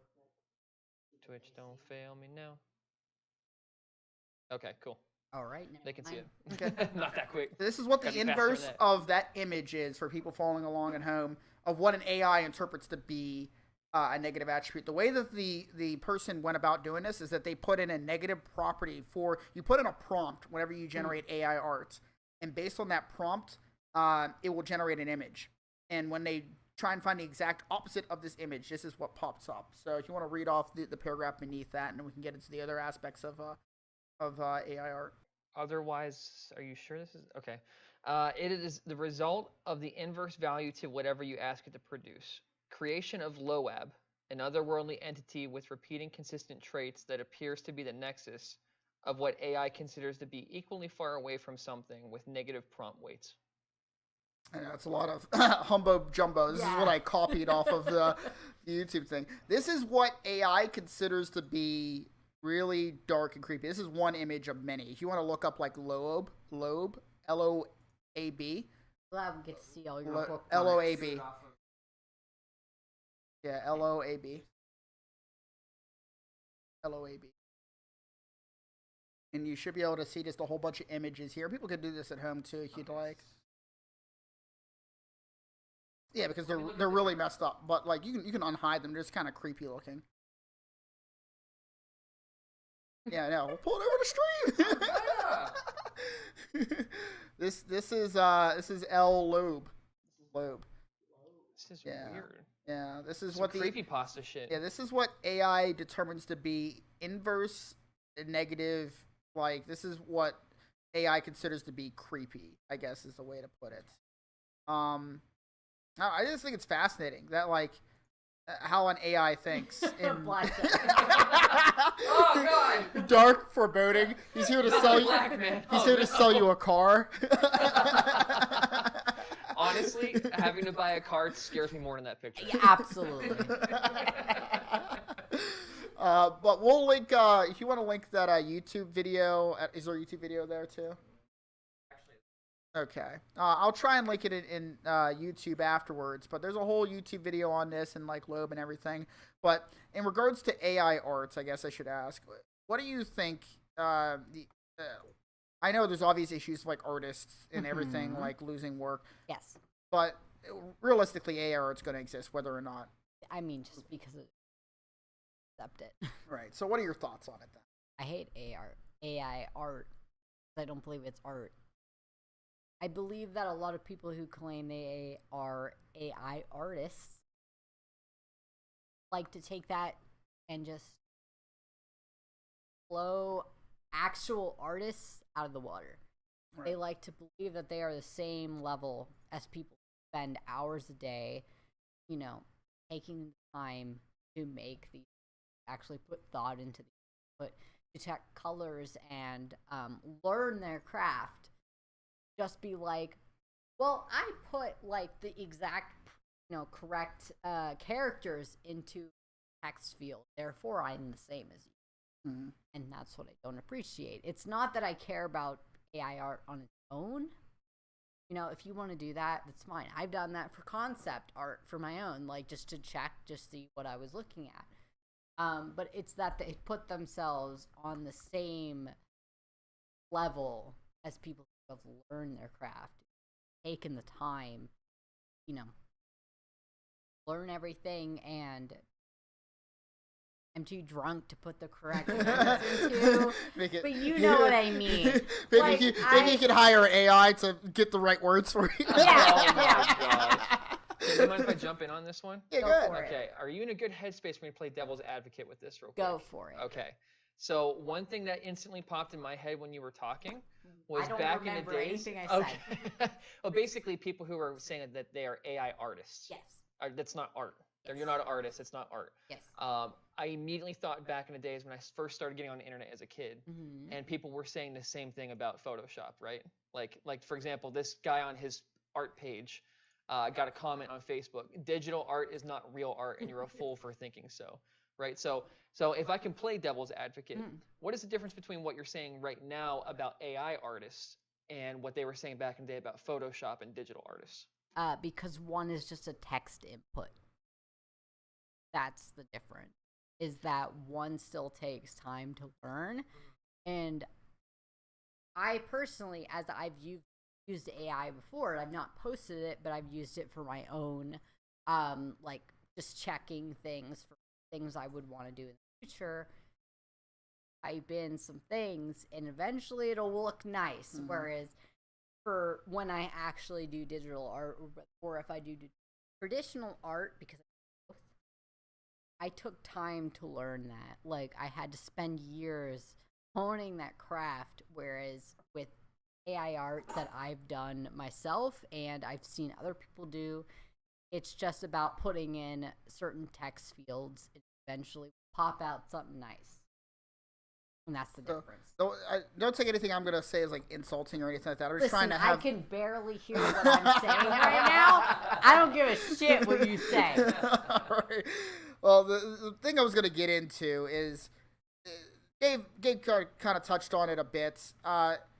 Technology evolves, and it's designed to make tasks easier so that humans can evolve even further and create compounding work on top of those tasks. So if you were to take somebody who created clothing, like back in like the 1800s, they made custom clothing for like fancy wealthy people, and then all of a sudden there's like automatic ways to do these kind of things.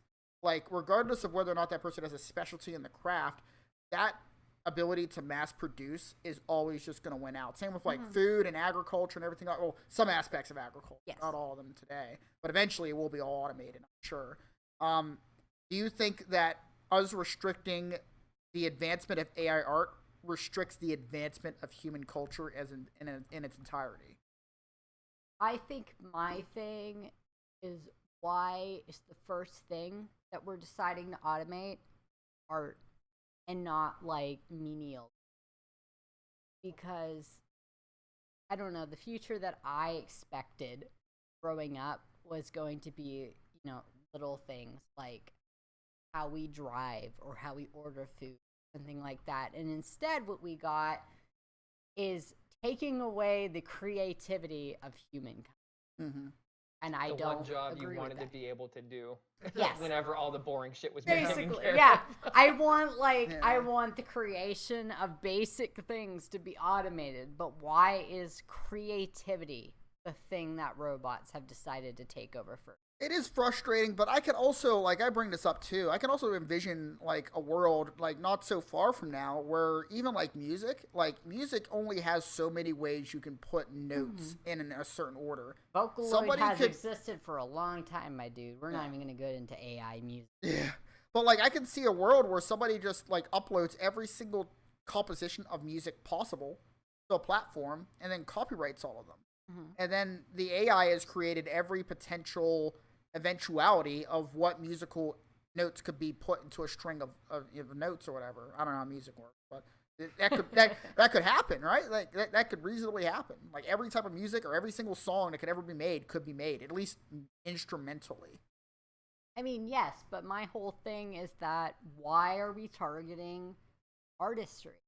Why are we targeting music? Why are we targeting visual art or traditional art or anything like that? Why are we not targeting the things like, I don't know, working at McDonald's or some boring shit like I mean, that? that also takes jobs away from people working at McDonald's too. And it takes jobs away from artists. I know. It's much harder to become an artist than like actually. Yes, I mean, like, it is. There's, This AR is taking jobs away believe from me, I know. artists. I fear a day that one day somebody might be able to just create programs that just like fly drones through houses and just like do it automatically. Yes. That's on the horizon. I'm sure Yes, that's it is. possible.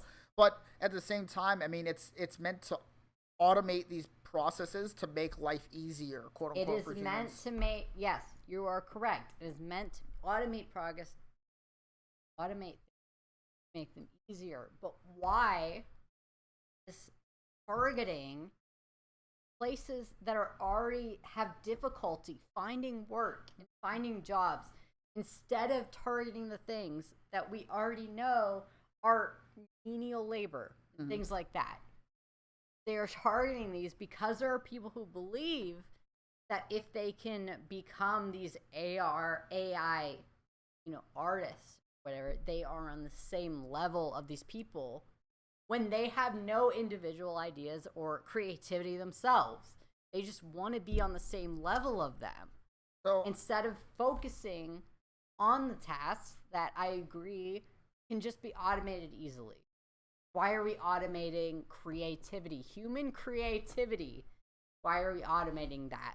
it's frustrating, but I think it's an eventuality. It's an eventuality, but that does not mean we have to accept it as something that is current. Yes, will it happen in the future? Yes, I don't disagree with that. But why is that the main focus of AI instead of menial factory jobs, for instance, that don't require any human interaction? Why are those not the focus? Instead of these things that are known to be focused on human creativity. Also, I'm fucking drunk and don't know how long we've been talking. It's not too bad. I would have stopped you. If it was really bad, I would have stopped you. Okay, good. Yeah, I'll say as somebody who works with automation equipment, so I am trying to automate those menial jobs that nobody wants to do. I will say that two things, not to shout out my sister specifically, but she does make a good point that they're taking jobs away from everybody. It's not that we're specifically targeting creative jobs, we're targeting everything. It just Rich people just want to be gone with workers in general, so it's not just it's not feels just like- creative stuff Yeah, too. when your job focuses on that sort of thing, it just feels like that's being targeted. I This understand. camera's still good. Yeah, camera's Yeah, great. check. I would have already corrected Okay. it. Okay. The other part to that too, I was gonna say. Because I don't know how long I've been talking. No, Like, you're good. No, it's fine. I mean, I you're the would stop guest. you. You can talk as long as you want. Yeah, but like when I'm drunk, like no time exists. Like I'm like, where am I? How long have You're I like, been here? no Dormu? What is no Dormu? What is it? Doctor Strange. What is he? I didn't see any of the Doctor Strange Oh. stuff. Doctor Strange either. Oh my You're god. referencing Same. Yeah. Dormammu. I came to bargain. Dumabu. Yeah, it's him. Okay. I can't say I his think name. it is 'cause Dormammu. There's a lot How of do I know there's a that? lot of vowels in it. I must have seen like a. You a are short the or only something. sober person here, so I trust you. I'm the DD It- behind it- the PCs. it is a very interesting topic, and that gets into like if all these menial labor jobs are going to be automated, like, how does that affect, like, people's incomes? Are we going to eventually be living in a world where only people who own all of these factories and all these things that create all these arts are going to be the ones making money, and everybody else is kind of just going to be living on UBI or welfare or whatever else? I mean, it is a scary time, but at the same time, it could also be, the catalyst for humanity to just say, okay, we just have robots that do everything for us. We can kind of just have fun and trap out. Yeah, I think my utopian vision is that everybody's a hustler. And everybody has access to their own AI and robots and different things that they can do to create whatever they want to create and then put that out onto the market. So basically everybody, how communism typically talks about how you have people who own the means of production and then literally everybody else. And my utopian vision for the future would be everybody is this, and they just share their resources together. That's probably a pipe dream because not everybody can manage that. But hopefully after World War III and IV, we'll get to a point. If we make it past 4. We'll get to a point to where everybody's like competent enough to say, okay, I have my plot of land or my asteroid I live on, and my robots gather my resources, and this is the cool thing I'm doing with it. And everybody's playing Civilization with the little robots. We're all trying to get our meters to flip to 51%, so Tim finally is an atheist bastard. Is Tim the only atheist here? I'm not atheist. I'm agnostic. I agree. I can. Yeah, I'm willing to believe in something if sufficient evidence presents itself. Fair. But this may sound fantastical and all that, but the point is that in the next like 20, 30 years, most commercial truck drivers are probably not going to be driving commercial trucks. At least not for the length of America, because these automated cars, they exist now. They're driving around now. I pulled over one that was driving on the highway. They exist, Wait, why'd you pull it over? What was it doing? I didn't. It had a bunch of. It wasn't an automated car. It had a bunch of antennas on it, and I was. Oh my goodness. Yeah, and I forget antennas nowadays. Yeah, I forgot why. I pulled over like the car behind it, and it was a part of like the convoy of them. Mapping the area. But like that's the point is that like, these things are going to exist in our lifetime. And if we don't have answers for how lower class or lower income citizens are going to exist after these have like taken over most workplaces, we're going to be fucked. Well, that's what I mean about like artists. Like they're not the first line. That's what I'm complaining about, is that it seems like most of AI nowadays is focused on art specifically. And that's not the first line that we should be focusing on. We should be focusing on these lower level jobs. And I'm not saying that's necessarily a good thing, that these people are losing their jobs. That's not what I'm saying. I'm just saying that those are the things that we expect to eventually be automated. But for some reason, it seems like AI automation is being focused on very human things such as creativity, and that's what I have the issue with. I don't have an issue with AI in general. Like, I understand that as we progress, AI is going to exist. That's not what my complaint is. My complaint is that we're not focusing on the menial tasks. We're focusing on very human tasks such as creativity. And that's what reminded me of my second point. As somebody who works with automation equipment, it's very difficult to automate anything. My whole job is based around figuring out why this machine isn't doing what it should be doing. Automation gets No, I understand. I programmed and stuff. I understand. And I was going to say, too, that it's also important to recognize, too, that automation isn't necessarily always a complete replacement. It's a force multiplier. So, like, even on my fancy pants robot that I was working on a couple weeks ago that automatically opens boxes for people, you still have a guy who's sitting at the end checking the boxes that come through, double-checking the cuts, running the machine and stuff like that. Instead of 6 people, whenever the machine was down when I was working on it, was 6 people on a different line doing the same thing the machine was. So it's definitely not gonna be enough. Let me see here. I don't want to hear how hard it is to automate anything. Imagine automating a sewage plant. That's a lot of shit. But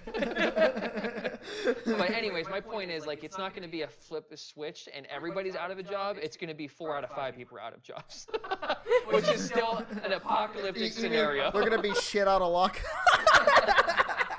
Shit everywhere. I do think we should catch up with chat real quick. Though. Yeah, We kinda leave let's that read for a some second. chat. There's a lot I wanted to touch on with Dave, but this is a very complex topic, and it probably deserves Yes. 2 or 3 topics It on its would own. it involve me being very angry for a very long time, and I'm too drunk to do that. Let's see. I can't even read right Wanna now. keep it PG-13? A great stock, a shock You guys collar, and can every time. rewind, Oh, drink no. some water. Yeah, go drink your. Okay, there we go. Hit him with the buzz, ride the lightning.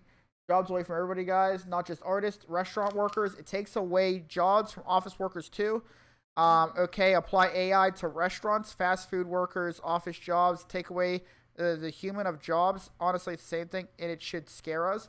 Yeah, I mean, like, I just hope that eventually our lawmakers or people who actually run these companies understand that, like, completely automating everything is going to get rid of, people's livelihoods. But in relation to, like, just our channel, like, I got something really quick. AI generated it. AI generation is only going to get you so far, though. It's only going to be able to get you to, like, a 51% of quality that you want. If you want something that's tailored to your channel and actually something that you're in your brain, you got to talk to somebody who could actually bring that to life still. But eventually, it's going to be to the point where AI art is going to be able to do that. Yeah. Sorry to mean to throw you off. But my biggest concern is right now, the most tangible concern is automatic driving cars, because that's going to replace everything from DoorDash to truck drivers delivering freights of stuff. You have stuff like Zipline being introduced in America, which is like an automated drone delivery service. So it's going to take delivery jobs away from, like, Amazon workers and everything like that. And ideally, these jobs get replaced with other jobs that maintain these things, but that requires them to have a higher level of education or understanding of AI to even be able to do maintenance on these things. So, yeah. Just I like can attest, it's very tough. I spend a lot of time with my job just sitting there not knowing what the heck to do next. So I don't know if that means I'm just bad at my job or right. But yeah, I hear you. It is frustrating, and I don't want to take jobs away from AI artists, or sorry, not AI artists. I don't want to take jobs away from artists, any more than the next person. But at the same time, me as just somebody who just does not exist in that sphere, I just want my end goal, and I want to get there as quickly as possible without paying as much as possible. Okay, so I want to say something. Okay. But I want it to be known that I don't know where I am or what's going on. Where you are, or you're on shot 6 of shot takes, and we're getting into it. No clue. No idea. My thing, okay, so don't know where I am. My thing is, I would much rather driving jobs, like you're saying, DoorDash, things like that, be taken away than artist jobs. And my specific point regarding that is that creativity to me is a very human concept. And that's why. It's not that I care necessarily about people losing jobs, because obviously I care about that, but that's how automation works. Mm-hmm. What I mean is that creativity is a very human thing. I see.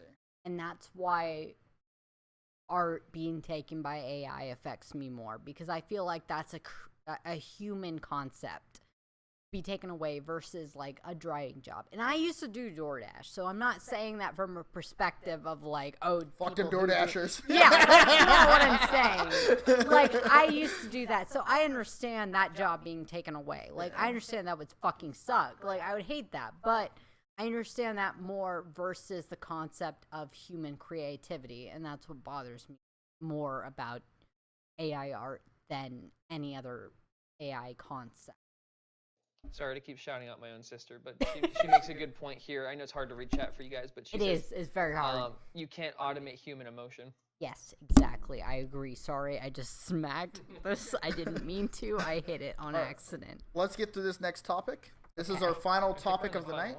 Yeah. Which is Mike, I will get around to number your 5. messages too at some point. But let's first see what number 5 is. Number 5. With the FNAF, aka Five Nights at Freddy's, yes. movie around the corner, Do you think it will do a good job at appealing to its core audience? And what makes a good horror movie? Wow, we're really circling back to the whole Jordan Peele and Nope. Yeah. Good job, guys. We're just lucking into this every time. Yeah, because this would have been a great question if I was sober, because I love talking about horror movies so much. I just kind of threw it out there. I knew you generally liked like horror games, but I wasn't sure if you liked horror I movies. love horror in general. Okay. It's like my favorite thing. I don't know why, but I'm like, I barely understood what the question was. Five Nights at Freddy's movie. Yeah, Yes. what do you About it think? coming out. I'm excited for it, but I do expect it to be focused on children, and I'm not happy about it. Yeah, I mean, like, the games have always kind of had, like, a child undertone, which I don't really understand, right? Because it's a horror game. Like, kids are getting killed Yes. and possessing, like, robots. Like, what the hell? And, like, especially, like, Five Nights at Freddy's was created around, like, 2012, 2013 era of, like, YouTube. Like, most people who, like, watched YouTube back then are now fully grown adults now. I don't understand why. Is Five Nights at Freddy's popular amongst, like, kids? Is Absolutely, yes. it? Is it? It is very popular amongst kids. I can't tell you exactly why that is. I probably would guess because of the characters themselves, because the reason that Scott Cawthon made Five Nights at Freddy's, used to make kids games. Well, not kids games, but he used to make other games, and people would complain that his characters were too creepy, that they look like Chuck E. Cheese characters, basically. Creepy characters. And so, yeah, he decided to make a horror game, and that's how Five Nights at Freddy's was born, was he decided to make a Chuck E. Cheese-esque horror game, and, I don't know, kids actually liked it. Oh, that's actually great. I would never expect kids to like. I mean, I guess I would if like enough YouTubers play that kind of stuff. Mm-hmm. I guess that their exposure to that would make them enjoy watching that kind of stuff. Yeah. I don't. I'm looking at these trailers for Five Nights at Freddy's, and I still watch Markiplier even though he's not a great content creator. For whatever reason, I don't. He's the first YouTuber. Why are you bringing Mark in it? I don't know, man. Like, he was the first YouTuber. I remember sitting there in my crappy like house, and it was like run down. We had the TV on top of like a little bin, and we were like, my buddy Ryan's like, hey, yo, you see this new Five Nights at Freddy's game? It's like really creepy, really scary. They're like, we type it in, Five Nights at Freddy's, and here comes Markiplier on the screen showing us what this game is. And that's like such a wholesome feeling to me. It's like my childhood memories. It's like, the fact that they're not like making it for me and making it to just get more money, to get more kids, very frustrating. You're like, fuck those kids. Fuck those kids, man. Make this movie about cartoon animatronics killing people, about me. By the way, you're canceled. Chat is very upset with you about raging more on Markiplier. See, okay, so here's the thing. Let me put my, bit in. I didn't watch Markiplier. Oh, what YouTubers do you watch? So I watched when Five Nights at Freddy's was coming out. I watched John Wolf, who was Wolf. yeah. So he wasn't That's not his really real last known name. that. Don't time. lie to me. His last name's not He Wolf. actually has a kid now. Good for him. So I watched him when it came out because I'd watched him for years, and like I was super into Five Nights at Freddy's. But after like 4. No idea what was going on with Five Nights at Freddy's because he stopped playing it.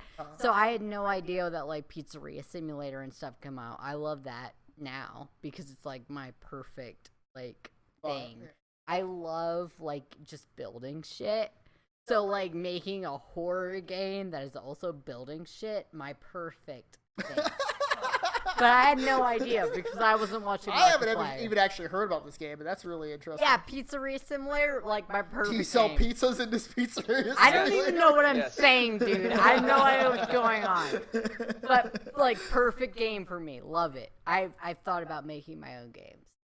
But anyway, that's when I actually started watching Markiplier. But, like, before then, I had only seen the very basic of Five Nights at Freddy's.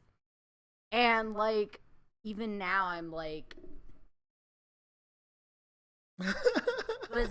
But is it gonna be made for kids?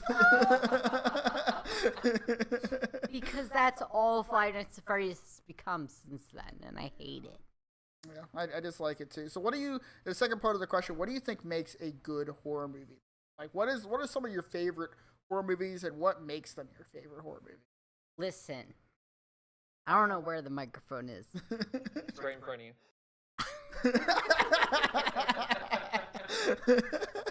I'm so glad we're done with the shots. You two need to have been done like a shot ago. We unlocked this back, guys. It used to be 8 shots. Now it's 6, and it's still Is wrong. it? What did it? was Was it 8. 8? Yes. Oh my god! We nerfed Okay. the fuck out of this. I have gained weight since the last time I saw you. You're doing just fine. Keep going, Alex. Okay. All right, good horror movie or show. Movie. Okay, Movie. great Either. horror Is it movie. show, Great I horror guess? movie. I Great never horror movie. Really think about horror. Great horror shows. movie. What makes a good horror movie? Fucked up shit. So what, like Saw? End. Oh, I love the Saw movies. You love the Saw I love movies. the Saw movies. Okay, but you know a great horror movie? What's that? Martyrs. Murders. You see the movie Martyrs? You're very active right now, Alex. No, what's you're building up suspense. Listen. Buzz. Listen. Martyrs is free with Shudder right now. Oh. I'm not sponsored by Gabby, Shudder. Gabby Hashtag. sees it. That movie's brutal. It's fucking brutal. It sucks. Awful movie. Highly Why are recommend you it. recommending it? It's a great. It's a great, awful movie. It's a great horror movie. Jenna, you get me. She said fucking hate it in all It's a caps. great fucking movie. Mike says, Alex, this is you quoting you. You know what a good horror movie is? Margarita. I agree. Okay. Martyrs, great movie. I never seen it. I need to see this movie called Hereditary. I haven't seen that movie. I heard it's We should great, watch it though. together. We need to should. we need to have like a horror movie night and just watch this movie because I've heard so many great things about it. And 21, 23 films, whatever they are. I love all of their movies. They're all really well made. It's great. You know? I haven't watched Hereditary, but I highly recommend it, even though I haven't watched it. What does that say? I forgot me. Yeah. The head? What? Okay. Oh, Now. shit. God, I was shocked. The head. What? So, are you drunk too? Are you doing shot takes at home? Okay. Anyway, what was I saying? Hereditary, great movie. I haven't watched it. I'm gonna ask again. What makes a great horror movie? Okay. Sorry. Great.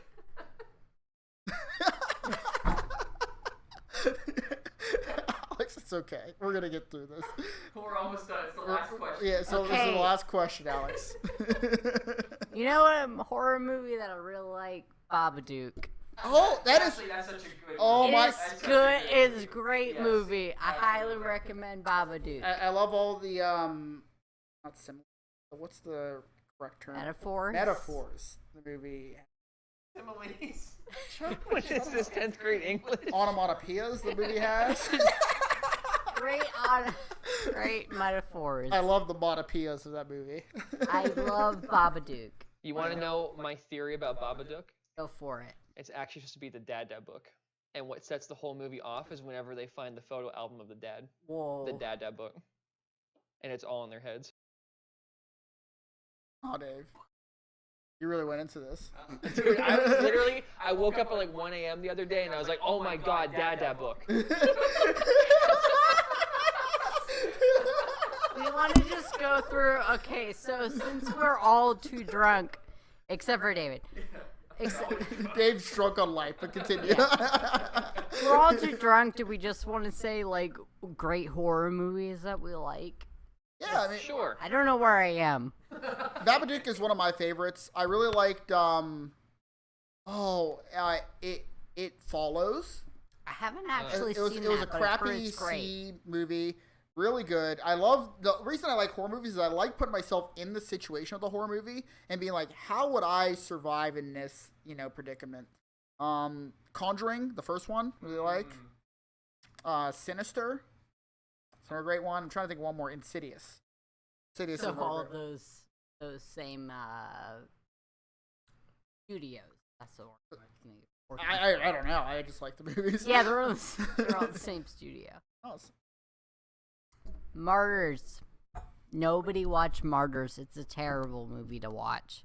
well, I'm gonna Yeah, have to you keep watch coming it back. now. Yeah, you keep coming back to it, so now I gotta find out. I love Martyrs so much. Don't watch it though. It's terrible. All right. I what's think the- my picks would be the Evil Dead, the original one. Actually, Evil Dead 2. Original Evil Dead kind of sucks, but Evil Dead 2, really, really good. Like the original Evil Dead 2. Yeah, I it's good. haven't seen any of the Evil Deads actually. Okay, we gotta watch it. Yeah, we could Definitely for we Halloween, could 100%. we could just throw movies on in the background or whatever else. It's like horror movies. I mean, it sounds like a fun time. You know, it's a great movie Cabin in the too. Woods.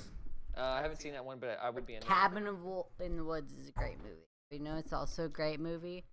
El Orfanato. Please watch El Orfanato. It's a great movie. I love it, and I will recommend it to everyone. It's about. Listen. What's it about?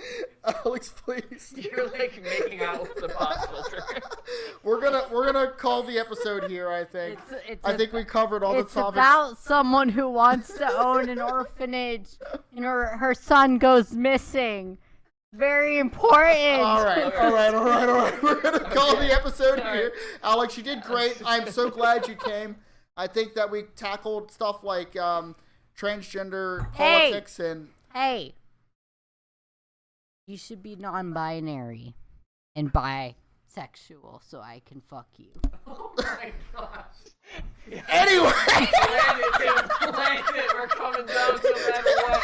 Land it. Land I need it. to land this plane before we crash into something that we'll regret. Thank you for joining Shot Takes. Hey, if you're watching. This has been Tim, Hey, if you're Dave, watching. and Alex, And you need a wife, I'm here. and this has been Shot Takes. Thank you, guys.